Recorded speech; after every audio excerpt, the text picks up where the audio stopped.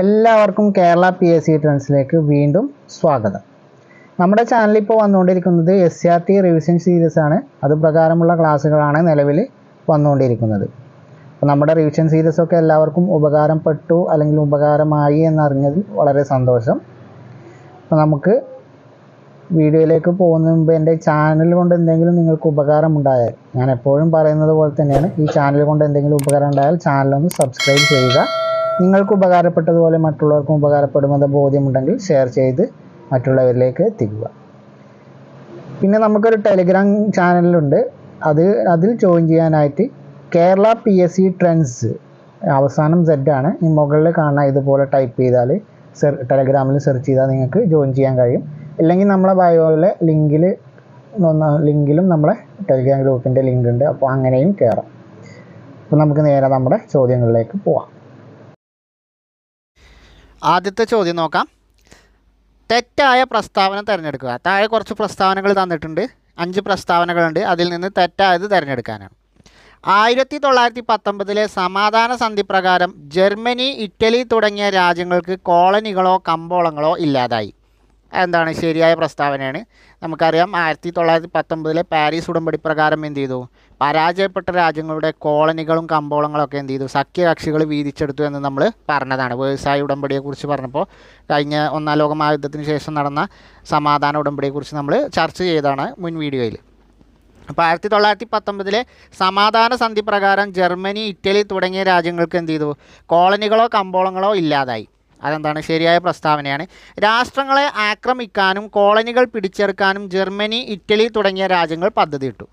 അവരുടെ കോളനികളും കമ്പോളങ്ങളൊക്കെ ഇല്ലാതായി. അപ്പോൾ എന്ത് ചെയ്തു? രാഷ്ട്രങ്ങളെ ആക്രമിക്കാനും അതുപോലെ ഈ നഷ്ടപ്പെട്ടു പോയ കോളനികളൊക്കെ തിരിച്ചു പിടിക്കാനും വേണ്ടിയിട്ട് ജർമ്മനി, ഇറ്റലി തുടങ്ങിയ രാജ്യങ്ങൾ എന്ത് ചെയ്തു? പദ്ധതിയിട്ടു. അതും ശരിയായ പ്രസ്താവനയാണ്. ജർമ്മനിയും ഇറ്റലിയും ജപ്പാനും ചേർന്ന് അച്ചുതണ്ട് സഖ്യത്തിന് ആക്സിസ് പവേഴ്സിന് രൂപം നൽകി. അപ്പോൾ അച്ചുതണ്ട് സഖ്യം എന്ന് പറയുന്നത് ആരാണ്?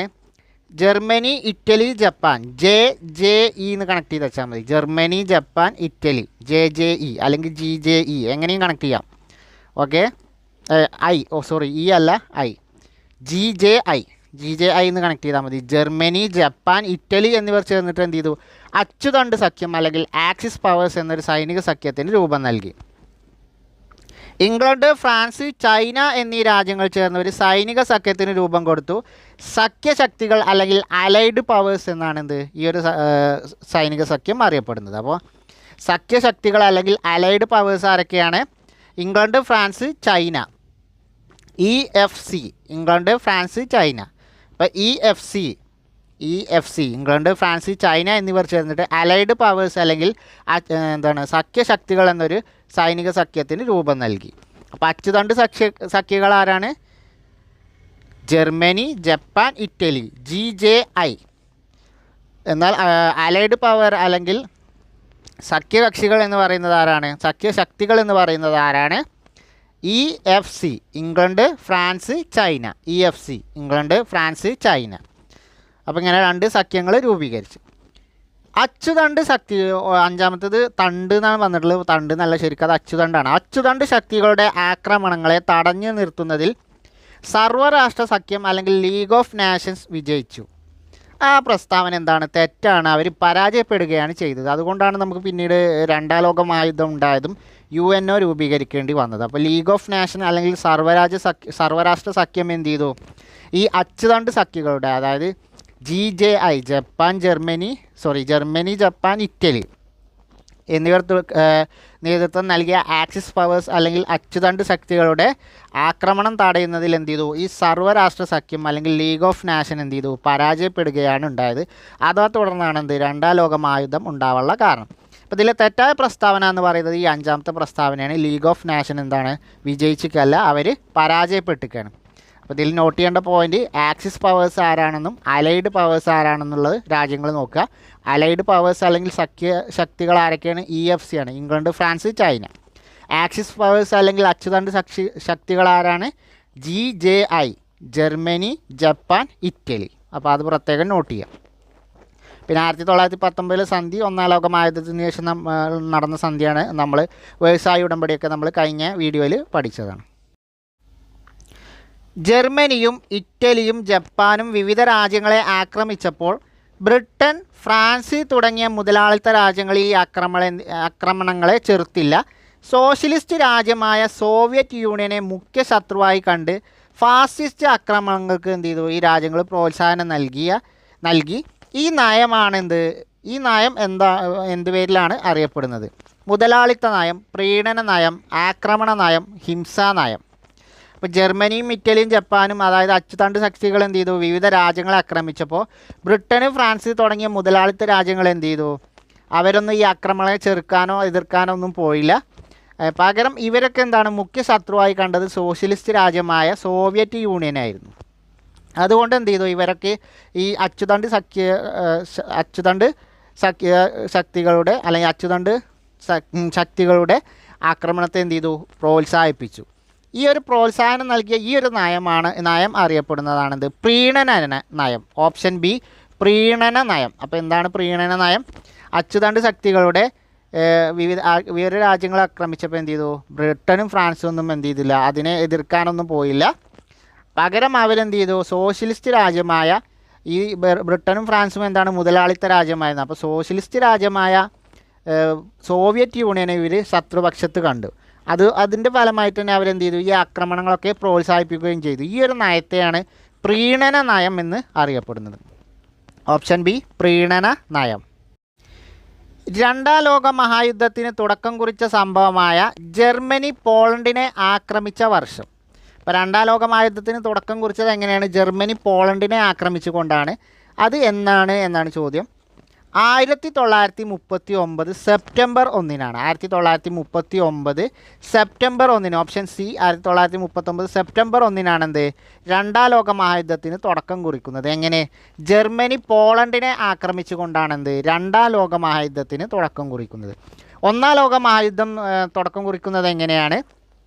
ഓസ്ട്രിയൻ കിരീടാവകാശി കൊല്ലപ്പെട്ടതിൽ പ്രതിഷേധിച്ചുകൊണ്ട് എന്ത് ചെയ്തു, ഓസ്ട്രിയ സെർബിയക്കെതിരെ യുദ്ധം പ്രഖ്യാപിച്ചുകൊണ്ടാണ്, 1914 യുദ്ധം പ്രഖ്യാപിച്ചുകൊണ്ടാണ് എന്ത്, ഒന്നാം ലോക മഹായുദ്ധം ആരംഭിക്കുന്നത്. എന്നാൽ രണ്ടാം ലോക മഹായുദ്ധം ആരംഭിക്കുന്നത് ജർമ്മനി പോളണ്ടിനെ ആക്രമിച്ചുകൊണ്ടാണ്. ഈ സംഭവം നടക്കുന്നത് 1939 സെപ്റ്റംബർ 1-നാണ്. 1939 സെപ്റ്റംബർ 1-നാണ് എന്ത്, ജർമ്മനി പോളണ്ടിനെ ആക്രമിച്ചത്.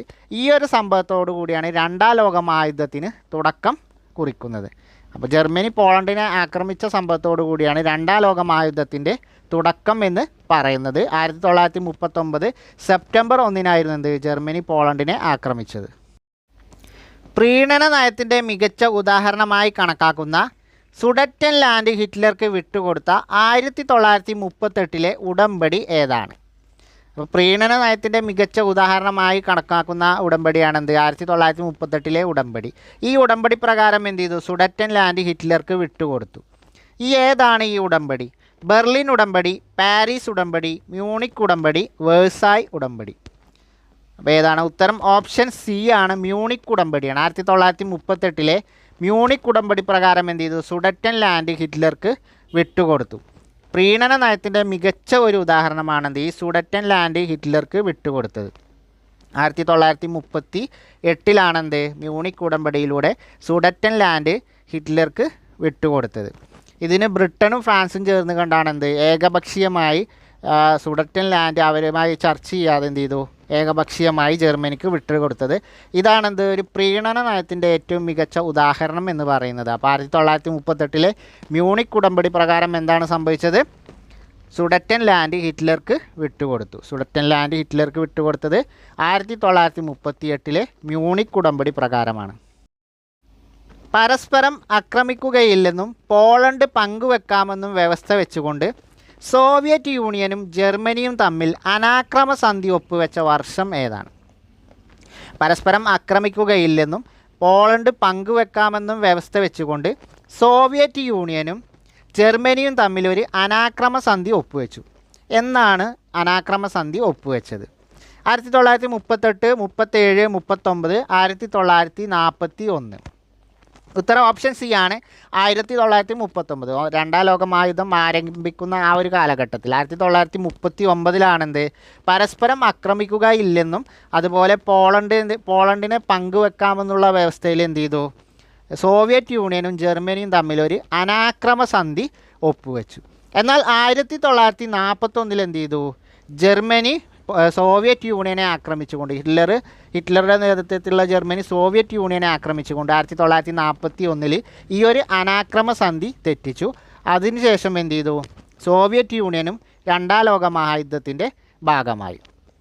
അപ്പോൾ 1941 എന്ത്? സോവിയറ്റ് യൂണിയനെ ജർമ്മനി ആക്രമിക്കുന്നത്. ഇതെന്താണ്? 1939 അനാക്രമ സന്ധിയുടെ ലംഘനമായിരുന്നു. ഈ 1941 ആക്രമണശേഷം എന്ത് ചെയ്തു? സോവിയറ്റ് യൂണിയനും രണ്ടാം ലോക മഹായുദ്ധത്തിൻ്റെ ഭാഗമാവുകയും ചെയ്തു. 1941 ജപ്പാൻ ആക്രമിച്ച ഹവായ് ദ്വീപിലെ അമേരിക്കയുടെ നാവിക കേന്ദ്രം ഏതാണ്? 1941 ജപ്പാൻ ആക്രമിച്ച ഹവായ് ദ്വീപിലെ അമേരിക്കയുടെ നാവിക കേന്ദ്രം ഏതാണ്? ബോക്സൺ, ന്യൂയോർക്ക്, പേൾ ഹാർബർ ഇവയൊന്നുമല്ല. ഉത്തരം ഏതാണ്? ഓപ്ഷൻ സി ആണ്, പേൾ ഹാർബറാണ്. 1941 എന്ത്? ജപ്പാൻ പേൾ ഹാർബർ ആക്രമിച്ചത്. പേൾ ഹാർബർ എവിടെയാണ്? ഹവായ് ദ്വീപിലാണ്. അപ്പോൾ ഹവായ് ദ്വീപിലെ അമേരിക്കയുടെ നാവിക കേന്ദ്രമായിരുന്ന പേൾ ഹാർബർ ജപ്പാൻ എന്ത് ചെയ്തു? 1941 ആക്രമിച്ചു. ഇതിന് ശേഷം എന്ത് ചെയ്തു? അമേരിക്കയും രണ്ടാം ലോക മഹായുദ്ധത്തിൻ്റെ ഭാഗമായി. 1941 പേൾ ഹാർബർ ആക്രമണ ശേഷമാണെന്ത്? അമേരിക്കയും രണ്ടാം ലോക മഹായുദ്ധത്തിൻ്റെ ഭാഗമായത്. അപ്പോൾ പേൾ ഹാർബർ എവിടെയാണ് സ്ഥിതി ചെയ്യുന്നത്? ഹവായ് ദ്വീപിലാണ്. ഹവായ് ദ്വീപിലാണെന്ത്? പേൾ ഹാർബർ സ്ഥിതി ചെയ്യുന്നത്. അമേരിക്കയുടെ നാവിക കേന്ദ്രമാണെന്ത്? ഹവായ് ദ്വീപിലെ Pearl Harbor. 1941 Japan Pearl Harbor ആക്രമിക്കുന്നത്. ഇതോടുകൂടി അമേരിക്കയും എന്ത് ചെയ്തു? രണ്ടാം ലോക മഹായുദ്ധത്തിൻ്റെ ഭാഗമായി. അപ്പോൾ 1941 അനാക്രമ സന്ധി ലംഘിച്ചുകൊണ്ട് എന്ത് ചെയ്തു? ജർമ്മനി റഷ്യയെ ആക്രമിച്ചപ്പോൾ റഷ്യയും 1941 അതേ വർഷം തന്നെ എന്ത് ചെയ്തു? ജപ്പാന് അമേരിക്കയുടെ ഹവായ് ദ്വീപിലെ നാവിക കേന്ദ്രമായ പേൾ ഹാർബർ ആക്രമിച്ചപ്പോൾ അമേരിക്കയും എന്ത് ചെയ്തു? രണ്ടാം ലോക മഹായുദ്ധത്തിൻ്റെ ഭാഗമായി. 1945 ഓഗസ്റ്റ് 6 ഹിരോഷിമ നഗരത്തിൽ അമേരിക്ക വർഷിച്ച അണുബോംബിൻ്റെ പേരെന്താണ്? അപ്പോൾ അമേരിക്ക രണ്ടാം ലോക മഹായുദ്ധത്തിൻ്റെ ഭാഗമായത് എങ്ങനെയാണ്? ജപ്പാനിലെ 2 നഗരങ്ങളിൽ അണുബോംബ് വർഷിച്ചുകൊണ്ടാണ് എന്ത്? പേൾ ഹാർബർ സംഭവത്തിന് തിരിച്ചടിയായിക്കൊണ്ട് ജപ്പാനിലെ 2 നഗരങ്ങളിൽ അണുബോംബ് വർഷിച്ചുകൊണ്ടാണെന്ത്? അമേരിക്ക രണ്ടാം ലോക മഹായുദ്ധത്തിൻ്റെ ഭാഗമായി കടന്നു വന്നത്. അപ്പോൾ 1945 ഓഗസ്റ്റ് 6 ഹിരോഷിമ നഗരത്തിൽ അമേരിക്ക വർഷിച്ച അണുബോംബിൻ്റെ പേര് എന്താണ്? ഫാറ്റ് മാൻ, ലിറ്റിൽ ബോയ്, ഹർബൻ, നാർക്ക് 2. ഉത്തരം ഓപ്ഷൻ ബി ആണെന്ത്? ലിറ്റിൽ ബോയ് ആണ്. അപ്പോൾ 1945 ഓഗസ്റ്റ് 6, ഓഗസ്റ്റ് 9 തീയതികളാണ് ഹിരോഷിമയിലും നാഗസാക്കിയിലും എന്ത് ചെയ്തു? യഥാക്രമം ഹിരോഷിമയിലും നാഗസാക്കിയിലും അണുബോംബ് വിക്ഷേപണം അണുബോംബ് എന്ത് ചെയ്ത്? അമേരിക്ക വർഷിച്ചത്. അപ്പോൾ അതിൽ ഹിരോഷിമയിൽ 1945 ഓഗസ്റ്റ് 6 വർഷിച്ച അണുബോംബിൻ്റെ പേരെന്താണ്? ഓപ്ഷൻ ബി ആണ്, ലിറ്റിൽ ബോയ് ആണ്. ലിറ്റിൽ ബോയ് എന്ന അണുബോംബാണ് 1945 ആഗസ്റ്റ് 6 ഹിരോഷിമ നഗരത്തിൽ അമേരിക്ക വർഷിച്ചത്. 1945 ഓഗസ്റ്റ് 6 ഹിരോഷിമ ലിറ്റിൽ ബോയ് എന്ന അണുബോംബ് എന്ത് ചെയ്തു? അമേരിക്ക വർഷിച്ചു. 1945 ആഗസ്റ്റ് 9 നാഗസാക്കി നഗരത്തിൽ വർഷിച്ച അണുബോംബാണ് എന്ത്? ഫാറ്റ് മാൻ ആണ്. ഓപ്ഷൻ എ ഫാറ്റ് മാൻ ആണ്. അപ്പോൾ ലിറ്റിൽ ബോയ്, ഫാറ്റ് മാൻ. 1945 ആഗസ്റ്റ് 6 ഹിരോഷിമ നഗരത്തിൽ ലിറ്റിൽ ബോയ് എന്നാണ് ബോംബ്. 1945 ആഗസ്റ്റ് 9 നാഗസാക്കി നഗരത്തിൽ ഫാറ്റ് മാൻ എന്നാണ് ബോംബും അമേരിക്ക വർഷിച്ചു. എന്താണ് ഹിബാക്കുഷ? ഹിബാക്കുഷ എന്ന് പറയുന്നത് എന്താണ്? ഇവർ അമേരിക്ക അണുബോംബ് വർഷിച്ചു എന്ന് പറഞ്ഞു. അപ്പോൾ ഈ അണുബോംബിൻ്റെ റേഡിയേഷൻ കാരണം അതിൻ്റെ ദുരിതം പേറി വേദന സഹിച്ച് ജീവിക്കുന്ന ആളുകളെയാണ് എന്ത്? ഹിബാക്കുഷ എന്ന് അറിയപ്പെടുന്നത്. ആ ആളുകളെയാണ് നമ്മൾ ഹിബാക്കുഷ എന്ന് പറയുന്നത്. അതായത് അണുബോംബ് വികിരണത്തിൻ്റെ ഇരകളായ അതിൻ്റെ ദുരിതം പേറി ജീവിക്കുന്ന ആളുകളെയാണ് നമ്മൾ ഹിബാക്കുഷ എന്ന് പറയുന്നത്. അപ്പോൾ ഓപ്ഷൻ സി. 1945 ആഗസ്റ്റ് 6 ഹിരോഷിമയിൽ ലിറ്റിൽ ബോയും 1945 ഓഗസ്റ്റ് 9 നാഗസാക്കിയിൽ ഫാറ്റ് മാനും എന്നീ 2 അണുബോംബുകൾ എന്ത് ചെയ്തു? അമേരിക്ക വർഷിച്ചു. രണ്ടാം ലോക മഹായുദ്ധത്തിൻ്റെ ദൂരവ്യാപക ഫലങ്ങളിൽ ഉൾപ്പെടുന്നത് ഏതൊക്കെ? രണ്ടാം ലോക മഹായുദ്ധത്തിൻ്റെ ദൂരവ്യാപക ഫലങ്ങളിൽ ഉൾപ്പെടുന്നത് ഏതൊക്കെ? ഒന്നാമത്തേത് സെലക്ഷൻ എന്നുള്ള ദശലക്ഷക്കണക്കിന് എന്നുള്ളതാണ്. ചെറിയൊരു അക്ഷര മിസ്റ്റേക്കാണ്. അപ്പോൾ ദശലക്ഷക്കണക്കിന് പേർ കൊല്ലപ്പെട്ടു. ആഫ്രിക്കൻ രാജ്യങ്ങളിൽ സ്വാതന്ത്ര്യ സമരം ശക്തിപ്പെട്ടു. എന്താണ് ഒന്നാം ലോക മഹായുദ്ധം ആരംഭിച്ചപ്പോൾ ഇറ്റലി ത്രികക്ഷി സഖ്യത്തിലായിരുന്നു. എന്നാൽ യുദ്ധത്തിന്റെ ഇടയിൽ ഇറ്റലി നേരെ ദശലക്ഷക്കണക്കിന് ആളുകൾ കൊല്ലപ്പെടുകയും ആഫ്രിക്കൻ രാജ്യങ്ങളിൽ ത്രികക്ഷി സൗഹാർദ്ദത്തിലേക്ക് മാറിയതുകൊണ്ട് തന്നെ എന്താണ് യുദ്ധം കഴിഞ്ഞപ്പോൾ ഇറ്റലി യൂറോപ്യൻ രാജ്യങ്ങളുടെ സാമ്പത്തിക നില താറുമാറായി. ഒന്നാം ലോക മഹായുദ്ധം ആരംഭിക്കുമ്പോൾ ഇറ്റലി ത്രികക്ഷി സഖ്യത്തിന്റെ ഭാഗമായിരുന്നു. യുദ്ധത്തിന്റെ ഇടയിൽ എന്ത് ചെയ്തു?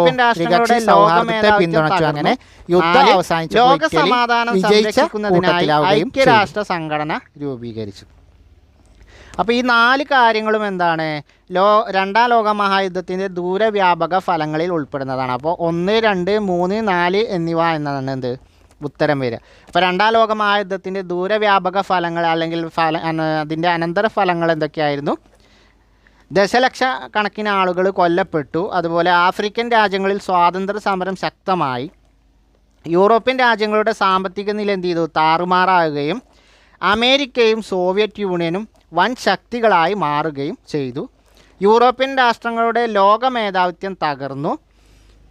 ലോക സമാധാനം സംരക്ഷിക്കുന്നതിനായി എന്ത് UNO യുണൈറ്റഡ് നാഷൻസ് ഓർഗനൈസേഷൻ അല്ലെങ്കിൽ ഐക്യരാഷ്ട്ര സംഘടന നിലവിൽ വരികയും ചെയ്തു. ഐക്യരാഷ്ട്ര സംഘടന നിലവിൽ വന്നതെന്നാണ് 1945 ഒക്ടോബർ 24 ഐക്യരാഷ്ട്ര സംഘടന നിലവിൽ വന്നത്. ഒക്ടോബർ 24 UN ദിനമായി ആചരിക്കുന്നത്. ഹിരോഷിമ നാഗസാക്കി ദുരന്തം പേറി ജീവിക്കുന്ന അണുവികിരണത്തിൻ്റെ തീവ്രതയിൽ ഓരോ നിമിഷവും വേദന അനുഭവിച്ചു കൊണ്ടിരിക്കുന്ന മനുഷ്യർ അറിയപ്പെടുന്നത് എന്താണ്?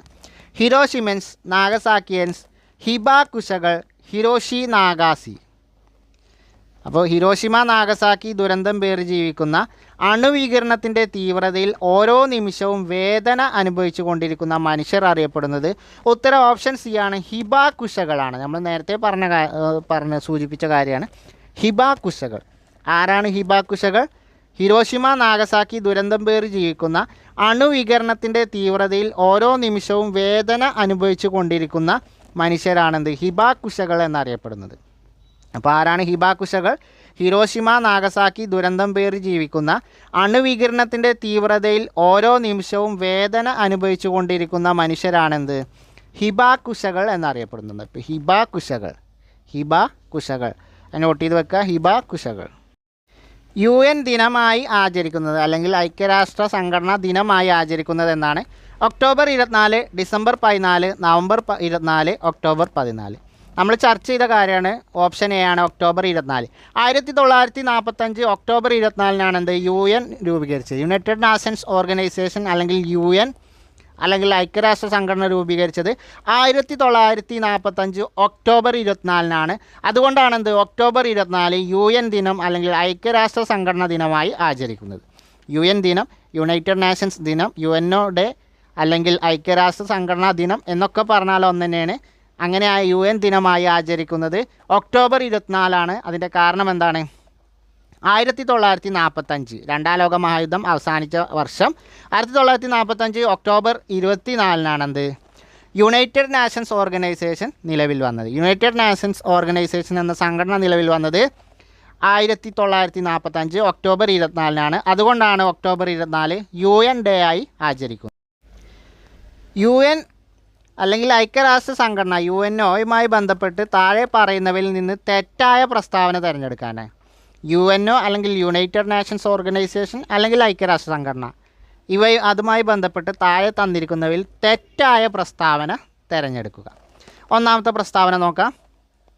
ലോകത്ത് സമാധാനം സ്ഥാപിക്കുന്നതിനുള്ള സംഘടനക്കായുള്ള ശ്രമങ്ങളുടെ ഫലമായിട്ടാണ് UNO രൂപീകരിച്ചത്. എന്താണ്? ശരിയായ പ്രസ്താവനയാണ്. അപ്പോൾ ലോകത്ത് സമാധാനം സ്ഥാപിക്കുന്നതിനുള്ള സംഘടനക്കായുള്ള ഫലമായിട്ടാണ് UNO രൂപീകരിച്ചത്. നമുക്കറിയാം ലീഗ് ഓഫ് നാഷൻസ് അല്ലെങ്കിൽ സർവ്വരാഷ്ട്ര സഖ്യത്തിൻ്റെ പരാജയമാണെന്ത് UNO എന്നൊരു സംഘടന രൂപീകരിക്കാൻ കാരണമായത്. അപ്പോൾ ലോക സമാധാനം നിലനിർത്തുന്നതിന് വേണ്ടി ഒരു ആഗോള സംഘടനയ്ക്ക് വേണ്ടിയുള്ള ശ്രമങ്ങളുടെ ഫലമായിട്ടാണ് UNO രൂപീകരിച്ചത്. ഒന്നാമത്തെ പ്രസ്താവന ശരിയാണ്. അമേരിക്കയിലെ ന്യൂയോർക്കാണ് ഐക്യരാഷ്ട്ര സംഘടനയുടെ ആസ്ഥാനം. അതും ശരിയാണ്. അപ്പോൾ UNOയുടെ ആസ്ഥാനം ഏതാണ്? ന്യൂയോർക്കാണ്. അമേരിക്കയിലെ ന്യൂയോർക്കാണ് UNOയുടെ ആസ്ഥാനം. അപ്പോൾ ഐക്യരാഷ്ട്ര സംഘടനയുടെ ആസ്ഥാനം ഏതാണ്? ന്യൂയോർക്കാണ്. ആ പ്രസ്താവനയും ശരിയാണ്. ഭാവി തലമുറയെ യുദ്ധഭീതിയിൽ നിന്ന് രക്ഷിക്കുക, അന്താരാഷ്ട്ര ഉടമ്പടികളും നിയമങ്ങളും സംരക്ഷിക്കുക, രാഷ്ട്രങ്ങളുടെ പുരോഗതിക്കായുള്ള പ്രവർത്തനങ്ങൾ ഏകോപിപ്പിക്കുക എന്നിവ UNOയുടെ ലക്ഷ്യങ്ങളാണ്. അപ്പോൾ UNOയുടെ ലക്ഷ്യങ്ങൾ എന്തൊക്കെയാണ്? ഭാവി തലമുറയെ യുദ്ധഭീതിയിൽ നിന്ന് രക്ഷിക്കുക, അന്താരാഷ്ട്ര ഉടമ്പടികളും നിയമങ്ങളും സംരക്ഷിക്കുക, ലോകരാഷ്ട്രങ്ങളുടെ പുരോഗതിക്കായുള്ള പ്രവർത്തനങ്ങൾ ഏകോപിപ്പിക്കുക. ഈ 3 ലക്ഷ്യങ്ങളും എന്താണ്? UNOയുടെ ലക്ഷ്യങ്ങളാണ്. അപ്പോൾ ഈ 3 ലക്ഷ്യങ്ങളും എന്താണ്? UNOയുടെ ലക്ഷ്യങ്ങളാണ്. ഒന്നാമത്തെ ലക്ഷ്യം ഭാവി തലമുറയെ യുദ്ധഭീതിയിൽ നിന്ന് രക്ഷിക്കുക, അന്താരാഷ്ട്ര ഉടമ്പടികളും നിയമങ്ങളും സംരക്ഷിക്കുക, ലോകരാഷ്ട്രങ്ങളുടെ പുരോഗതിക്കായുള്ള പ്രവർത്തനങ്ങൾ ഏകോപിപ്പിക്കുക തുടങ്ങിയവ എന്താണ്? UNOയുടെ ലക്ഷ്യങ്ങളാണ്. അപ്പോൾ ഈ 3 പ്രസ്താവനയും ശരിയാണ്. ഇനി നമുക്ക് 4ാമത്തെ പ്രസ്താവന നോക്കാം.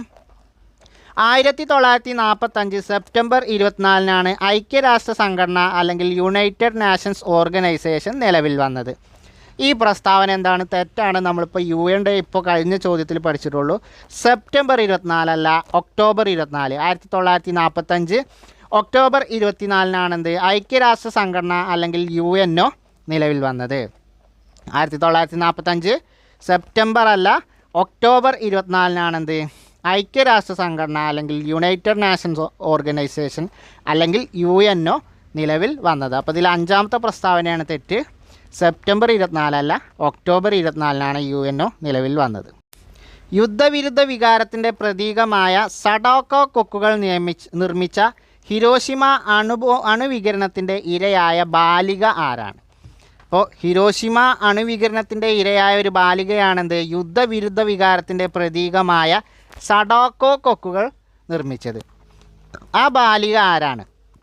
സഡാക്കോ ഹോയ്, Sadako Honda, Sadako Sasaki, Sadako Juan.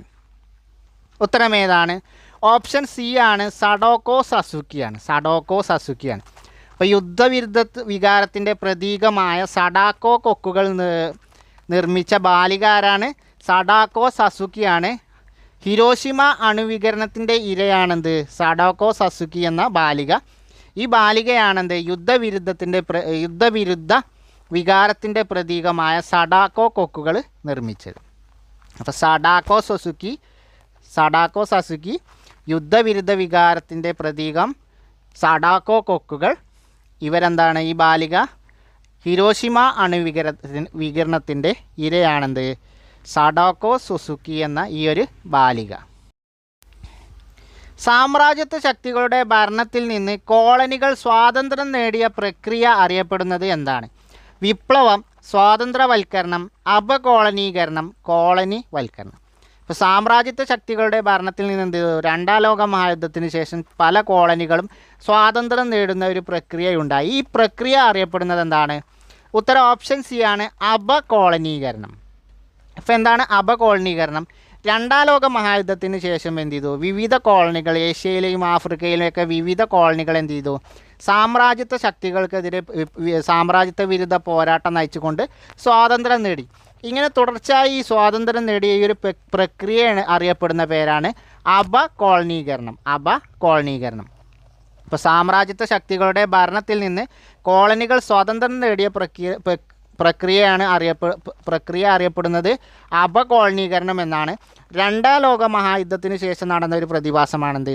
അപകോളനീകരണം എന്ന് പറയുന്നത് 2ാം ലോക മഹായുദ്ധത്തിന് ശേഷമാണെന്ത് ഈ ഒരു വിവിധ കോളനികൾ, സാമ്രാജ്യത്വ ശക്തികളുടെ വിവിധ കോളനികളിൽ എന്ത് ചെയ്തു? സാമ്രാജ്യത്വ വിരുദ്ധ പ്രതിഷേധങ്ങളും സമരങ്ങളും ഉണ്ടായത്. അതിൻ്റെ ഫലമായിട്ട് പല കോളനികളും സ്വതന്ത്രമായി. ഇത് തുടർച്ചയായ ഒരു പ്രോസസ്സ് പോലെ ഒന്ന് കഴിഞ്ഞാൽ ഒന്ന് എന്ന ലെവലിൽ ഇങ്ങനെ വന്നു. ഈ ഒരു പ്രക്രിയയാണ് എന്ത്? അപകോളനീകരണം എന്ന് അറിയപ്പെടുന്നത്.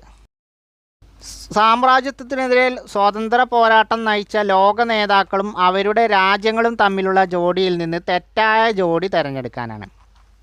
അപ്പോൾ നമ്മൾ പറഞ്ഞ 2ാം ലോക മഹായുദ്ധത്തിന് ശേഷം സാമ്രാജ്യത്വ ശക്തികൾക്കെതിരെ വിവിധ സ്വാതന്ത്ര്യ സമര പോരാട്ടങ്ങൾ നടന്നു. കോളനികൾ സ്വതന്ത്രമായി. അതാണ് അപകോളനീകരണം എന്ന് പറഞ്ഞു. ഇതിന് നേതൃത്വം നൽകിയ വിവിധ നേതാക്കളും അവരുടെ രാജ്യങ്ങളും തമ്മിലുള്ള ജോഡിയാണ് താഴെ തന്നിരിക്കുന്നത്. അതിൽ നിന്ന് തെറ്റായ ജോഡി കണ്ടെത്താനാണ്. ഒന്നാമത്തെ ജോഡി ഗാന്ധിജി ഇന്ത്യ. ശരിയാണ്. ഇന്ത്യയിൽ സ്വാതന്ത്ര്യ സമര പോരാട്ടങ്ങൾക്ക് നേതൃത്വം നൽകിയത് ഗാന്ധിജിയാണ്. നെൽസൺ മണ്ടേല ദക്ഷിണാഫ്രിക്ക. അതും ശരിയാണ്. നെൽസൺ മണ്ടേലയുടെ നേതൃത്വത്തിലാണ് ദക്ഷിണാഫ്രിക്കയിൽ സ്വാതന്ത്ര്യ സമര പോരാട്ടങ്ങൾ നടന്നത്. Jomo Kenyatta Kenya. അതും എന്താണ്? ശരിയാണ്. ജോമോ കെനിയാത്തയുടെ നേതൃത്വത്തിൽ കെനിയയിലും എന്ത് ചെയ്തു സ്വാതന്ത്ര്യ സമര പോരാട്ടങ്ങൾ നടന്നു. ക്വാമി എൻക്രൂമ ബൊളീവിയ, അതെന്താണ്? തെറ്റാണ്. ക്വാമി എൻക്രൂമ എവിടെയാണ്? ബൊളീവിയയിലല്ല, ഗാനയിലാണ് എന്ത് നേതൃത്വം നൽകിയത്. അപ്പോൾ ക്വാമി എൻക്രൂമ എവിടെയാണ്? ബൊളീവിയ അല്ല, ഗാനയിലായിരുന്നു സ്വാതന്ത്ര്യ സമര പോരാട്ടങ്ങൾക്ക് നേതൃത്വം നൽകിയത്. ക്വാമി എൻക്രൂമ ഗാന, ബൊളീവിയ അല്ല, ക്വാമി എൻക്രൂമ ഗാന. അപ്പോൾ ഗാന്ധിജി ഇന്ത്യ, നെൽസൺ മണ്ടേല ദക്ഷിണാഫ്രിക്ക, ജോമോ കെനിയാത്ത, അത് നമുക്ക് പേരിൽ തന്നെ കിട്ടും, കെനിയ, ക്വാമി എൻക്രൂമ ഗാന, ക്വാമി എൻക്രൂമ ഗാന. ഇവരായിരുന്നു എന്ത് വിവിധ പ്രദേശങ്ങളിൽ സ്വാതന്ത്ര്യ സമര പോരാട്ടത്തിന് നേതൃത്വം നൽകിയ നേതാക്കൾ. ശീതസമരം എന്ന ഗ്രന്ഥം എഴുതിയതാരാണ്? അപ്പം നമുക്ക് ശീതസമരത്തെക്കുറിച്ച് രണ്ട് കാര്യങ്ങൾ പഠിക്കാനുണ്ട്. ശീതസമരം എന്ന പദം ആദ്യമായി ഉപയോഗിച്ചതും ശീതസമരം എന്ന പേരിൽ ഗ്രന്ഥം എഴുതിയതും രണ്ട് ആളുകളെ നമുക്ക് പഠിക്കാനുണ്ട്. അപ്പോൾ നമുക്ക് അടുത്തടുത്ത ചോദ്യങ്ങൾ അതാണ്. ശീതസമരം എന്ന ഗ്രന്ഥം എഴുതിയതാരാണ്? Bernard Baruch, Walter Lippmann, Arnold Toynbee. ഇവരാരുമല്ല. ഉത്തരം ഏതാണ്? ഓപ്ഷൻ ബി ആണ്, വാൾട്ടർ ലിപ്മാൻ ആണ്. അപ്പോൾ വാൾട്ടർ ലിപ്മാൻ ആണെന്ത് ശീതസമരം അല്ലെങ്കിൽ കോൾഡ് വാർ എന്ന ഗ്രന്ഥം രചിച്ചത്. എന്നാൽ ശീതസമരം എന്ന പദം ആദ്യമായി ഉപയോഗിച്ച അമേരിക്കൻ സ്റ്റേറ്റ് സെക്രട്ടറിയാണ് ആര്? Bernard Baruch. അപ്പോൾ ശീതസമരം എന്ന ഗ്രന്ഥം എഴുതിയത് ആരാണ്? വാൾട്ടർ ലിപ്മാൻ ആണ്. മാറിപ്പോകരുത്, വാൾട്ടർ ലിപ്മാൻ ആണ്. ബെർണാഡ് ബറൂച്ച് എന്താണ്? ആ പദം ആദ്യമായി ഉപയോഗിച്ച ആളാണ്. അൾനോൾഡ് ടോയൻബി എന്താണ്? അൾനോൾഡ് ടോയൻബി ഇരുധ്രുവ ലോകം എന്ന് സോഷ്യലിസ്റ്റ് ലോകത്തെയും അതുപോലെ അമേരിക്കയുടെ കീഴിൽ മുതലാളിത്ത ലോകവും സോവിയറ്റ് യൂണിയൻ്റെ കീഴിൽ സോഷ്യലിസ്റ്റ് ലോകവുമായി ഈ ലോകം രണ്ട് ചേരികളായി തിരിഞ്ഞപ്പോൾ ഇരുധ്രുവ ലോകം എന്ന് അതിനെ വിശേഷിപ്പിച്ച ചരിത്രകാരനാണ് അൾനോൾഡ് ടോയൻബി. നമുക്കിനി പഠിക്കാനുള്ളതാണ്. അപ്പോൾ ശീതസമരം എന്ന ഗ്രന്ഥം എഴുതിയത് ആരാണ്? വാൾട്ടർ ലിപ്മാൻ ആണ്. Walter Lippmann. ശീതസമരം എന്ന പദം ആദ്യമായി ഉപയോഗിച്ച അമേരിക്കൻ നയതന്ത്രജ്ഞൻ ആരാണ്? ബെർണാഡ് ബറൂച്ചാണ്. ഓപ്ഷൻ എ ആണ്, ബെർണാഡ് ബറൂച്ചാണ്. അപ്പോൾ വാൾട്ടർ ലിപ്മാൻ ശീതസമരം എന്ന ഗ്രന്ഥം എഴുതിയ ആൾ, ബെർണാഡ് ബറൂച്ച് ശീതസമരം എന്ന പദം ആദ്യമായി ഉപയോഗിച്ച അമേരിക്കൻ നയതന്ത്രജ്ഞൻ. അപ്പോൾ ശീതസമരം എന്ന പദം ആദ്യമായി ഉപയോഗിച്ച അമേരിക്കൻ സ്റ്റേറ്റ് സെക്രട്ടറി അല്ല, അമേരിക്കൻ നയതന്ത്രജ്ഞനാണ് ബെർണാഡ് ബറൂച്ച്. എന്നാൽ ശീതസമരം കോൾഡ് വാർ എന്ന പേരിൽ പുസ്തകം എഴുതിയ ആളാണ് വാൾട്ടർ ലിപ്മാൻ. ആൾനോൾഡ് ടോയൻബി നമ്മൾ പറഞ്ഞു ഇരുധ്രുവ ലോകം എന്ന് രണ്ട് ചേരികളായി നിന്ന ലോകത്തെ വിശേഷിപ്പിച്ച ആളാണ് ആൾനോൾഡ് ടോയൻബി. ശീതസമരം എന്ന പുസ്തകമാരാണ്? Walter Lippmann. ശീതസമരം എന്ന പദം ആദ്യമായി ഉപയോഗിച്ചത് ബെർണാഡ് ബറൂച്ച്. രണ്ടും അങ്ങോട്ടും ഇങ്ങോട്ടും കൺഫ്യൂഷൻ ആവരുതേ. അടുത്തത് ശരിയായ പ്രസ്താവന കണ്ടെത്താനാണ്. ഒന്നാമത്തെ പ്രസ്താവന നോക്കാം. രണ്ടാം ലോക മഹായുദ്ധകാലത്ത് ഒന്നിച്ച അമേരിക്കയും സോവിയറ്റ് യൂണിയനും യുദ്ധാനന്തരം വീണ്ടും ഭിന്നിച്ചു. അപ്പോൾ രണ്ടാം ലോക മഹായുദ്ധത്തിൽ അമേരിക്കയും സോവിയറ്റ് യൂണിയനും എന്താണ്? ഒരു ചേരിയുടെ ഭാഗമായിരുന്നു. അവർ ഫാസിസ്റ്റ് ശക്തികൾക്കെതിരെ എന്ത് ചെയ്തു? അവർ ഒന്നിച്ചു. എന്നാൽ യുദ്ധശേഷം യുദ്ധാനന്തരം എന്ത് ചെയ്തു? രണ്ടും രണ്ട് ചേരികളായി മാറി, അല്ലെങ്കിൽ രണ്ടും എന്ത് ചെയ്തു? വീണ്ടും ഭിന്നിച്ചു. രണ്ടും ഭിന്നിച്ചു നിന്നു. അപ്പോൾ രണ്ടാം ലോക മഹായുദ്ധകാലത്ത് ഇവർ ഒന്നിച്ചെങ്കിലും യുദ്ധം കഴിഞ്ഞ ശേഷം ഇവരെന്ത് ചെയ്തു? ഭിന്നിച്ചു. അപ്പോൾ എന്താണ്? ശരിയായ പ്രസ്താവനയാണ്. പുതിയ രാഷ്ട്രീയ സാമ്പത്തിക ശക്തിയായി അമേരിക്ക മുതലാളിത്ത ചേരിക്ക് നേതൃത്വം കൊടുത്തു. അപ്പോൾ പുതിയ രാഷ്ട്രീയ സാമ്പത്തിക ശക്തിയായി വന്ന അമേരിക്ക എന്ത് ചെയ്തു? മുതലാളിത്ത ചേരിക്ക് നേതൃത്വം നൽകി. സോഷ്യലിസ്റ്റ് സാമ്പത്തിക വ്യവസ്ഥ രൂപീകരിച്ച രാഷ്ട്രങ്ങളുടെ ചേരിക്ക് സോവിയറ്റ് യൂണിയനും നേതൃത്വം നൽകി. ഇപ്പോൾ സോഷ്യലിസ്റ്റ് സാമ്പത്തിക വ്യവസ്ഥ സ്വീകരിച്ച രാഷ്ട്രങ്ങളുടെ ചേരിക്ക് എന്ത് ചെയ്തു? സോവിയറ്റ് യൂണിയനും നേതൃത്വം നൽകി. അമേരിക്ക മുതലാളിത്ത ചേരിക്കും സോഷ്യലിസ്റ്റ് ചേരിക്ക് സോവിയറ്റ് യൂണിയനും എന്ത് ചെയ്തു? നേതൃത്വം നൽകി. പരസ്പരം ശത്രുത പുലർത്തിയ രണ്ടു ചേരികൾ തമ്മിലുള്ള ആശയപരമായ സംഘർഷങ്ങളും നയതന്ത്ര യുദ്ധങ്ങളുമാണ് ശീതസമരം എന്നറിയപ്പെടുന്നത്. അപ്പോൾ എന്താണ് ശീതസമരം എന്ന് പറഞ്ഞാൽ? പരസ്പരം ശത്രുത പുലർത്തിയ രണ്ട് ചേരികൾ തമ്മിലുണ്ടായ ആശയപരമായ സംഘർഷങ്ങളും നയതന്ത്ര യുദ്ധങ്ങളുമാണ് എന്ത്? ശീതസമരം എന്നറിയപ്പെടുന്നത്. അപ്പോൾ ശരിയായ പ്രസ്താവന ചോദിച്ചാൽ 1, 2, 3, 4. അപ്പോൾ ഈ 4 പ്രസ്താവനകളും ശരിയാണ്. അപ്പോൾ രണ്ടാം ലോക മഹായുദ്ധത്തിൽ ഒന്നിച്ചിരുന്ന അമേരിക്കയും സോവിയറ്റ് യൂണിയനും യുദ്ധാനന്തരം എന്ത് ചെയ്തു? ഭിന്നിച്ചു. അമേരിക്ക മുതലാളിത്ത ചേരിക്കും USSR അല്ലെങ്കിൽ സോവിയറ്റ് യൂണിയൻ എന്ത് ചെയ്തു? സോഷ്യലിസ്റ്റ് ചേരിക്കും നേതൃത്വം നൽകി. ഇങ്ങനെ പരസ്പരം വ്യത്യസ്തത പുലർത്തിയ രണ്ട് ചേരികൾ തമ്മിലുണ്ടായ ആശയപരമായ സംഘർഷങ്ങളും നയതന്ത്ര യുദ്ധങ്ങളുമാണെന്ത്? ശീതസമരം അല്ലെങ്കിൽ കോൾഡ് വാർ എന്ന് അറിയപ്പെടുന്നത്. അപ്പോൾ കോൾഡ് വാർ എന്ന പുസ്തകം എഴുതിയത് വാൾട്ടർ ലിപ്മാനും കോൾഡ് വാർ എന്ന പദം ആദ്യമായി ആദ്യമായി ഉപയോഗിച്ച അമേരിക്കൻ നയതന്ത്രജ്ഞനാരാണ്? ബെർണാഡ് ബറൂച്ചുമാണ്. അടുത്തത് തെറ്റായ ജോഡി കണ്ടെത്താനാണ്. തെറ്റായ ജോഡി കണ്ടെത്തുക. താഴെ ചില സംഘടനകളും അത് ആരൊക്കെയാണ് രൂപീകരിച്ചത് എന്നുള്ളതാണ്. ശീതസമര കാലത്ത് രൂപീകരിച്ച സഖ്യ സംഘടനകളാണെന്ത് ഈ താഴെ തന്നിരിക്കുന്നത്. അപ്പോൾ സമരകാലത്ത് എന്ത് ചെയ്തു? വിവിധ സഖ്യങ്ങൾ എന്ത് ചെയ്തു? 2 ചേരികൾ രൂപീകരിച്ചു. അപ്പോൾ അതിൽ ആരൊക്കെയാണ് രൂപീകരിച്ചത് എന്നുള്ള ജോഡിയുമാണ് തന്നിരിക്കുന്നത്. അതിൽ നിന്ന് തെറ്റായ ജോഡി കണ്ടെത്താനാണ്. ഒന്നാമത്തേത് നോക്കാം. North Atlantic Treaty organisation, NATO. അമേരിക്കയും സഖ്യകക്ഷികളും. അതെന്താണ്? ശരിയാണ്. അമേരിക്കയും സഖ്യകക്ഷികളും ചേർന്നാണെന്ത്? നാറ്റോ അഥവാ നോർത്ത് അറ്റ്ലാന്റിക് ട്രീറ്റി ഓർഗനൈസേഷൻ രൂപീകരിച്ചത്. South East Asia Treaty organisation അല്ലെങ്കിൽ സീറ്റോ. അമേരിക്കയും സഖ്യകക്ഷികളും. അതും ശരിയാണ്. അപ്പോൾ അമേരിക്കയും സഖ്യകക്ഷികളും ചേർന്നാണെന്ത്?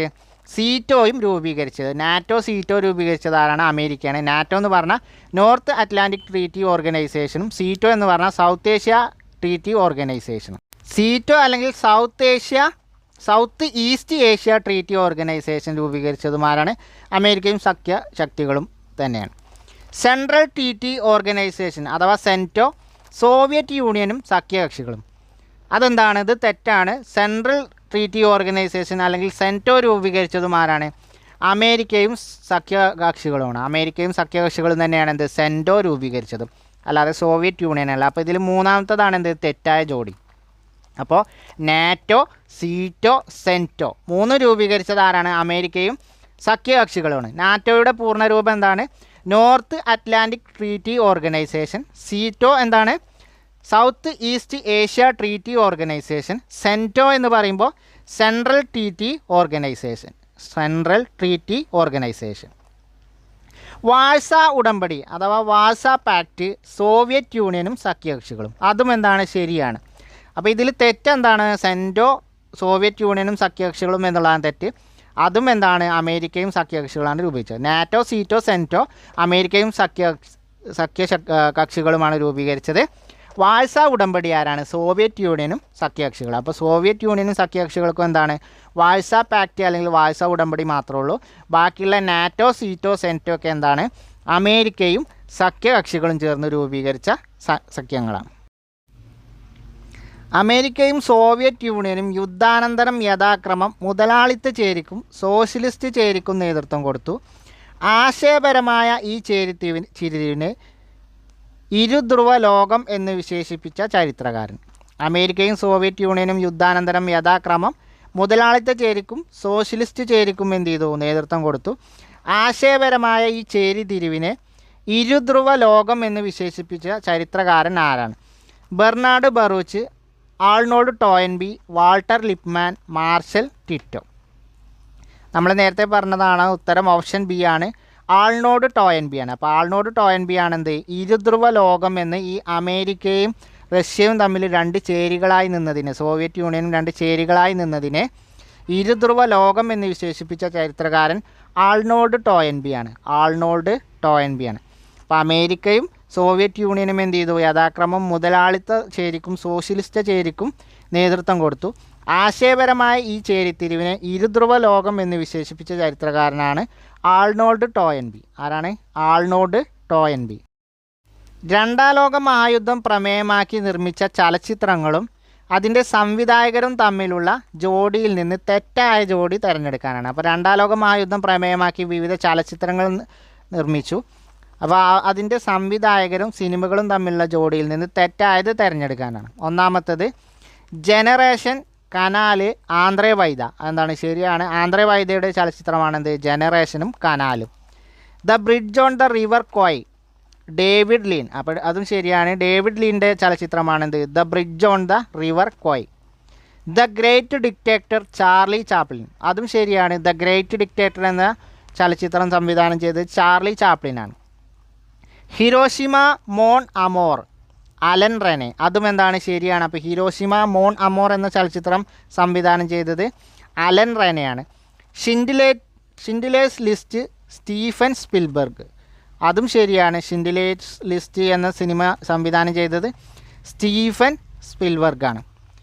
Ashes and Diamonds, Alain Resnais. അതെന്താണ്? തെറ്റാണ്. ആഷസ് ആൻഡ് ഡയമണ്ട്സും ആരതാണ്? ആന്ദ്രേ വൈദയുടെയാണ്. അപ്പോൾ ആന്ദ്രേ വൈദയുടെ 3 ചലച്ചിത്രങ്ങളാണ് രണ്ടാം ലോക മഹായുദ്ധവുമായി ബന്ധപ്പെട്ട് വന്നത്. Generation, Canal, Ashes and Diamonds. ഈ 3 ചലച്ചിത്രങ്ങളും ആരുടേതാണ്? ആന്ദ്രേ വൈദയുടെ ചലച്ചിത്രങ്ങളാണ്. The Bridge on the River Kwai ആരാണ്? ഡേവിഡ് ലീനാണ്. The Great Dictator Charlie Chaplin. Hiroshima Mon അമോർ Alain Resnais. Schindler's List Steven Spielberg. അപ്പോൾ ഇതാണെന്ത്?